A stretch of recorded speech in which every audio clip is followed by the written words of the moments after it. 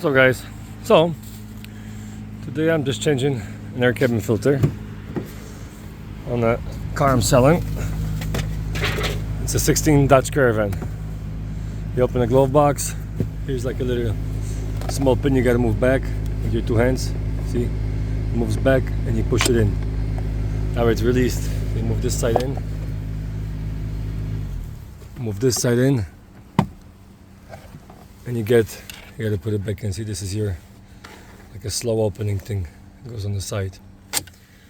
And your filter right there. Oh, somebody didn't even put a filter there. Okay. We're gonna go buy one then. Like I say, it's pretty simple. This goes right there.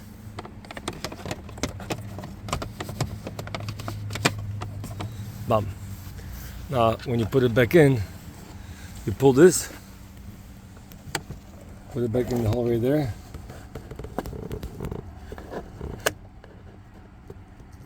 Move it forward. That's it.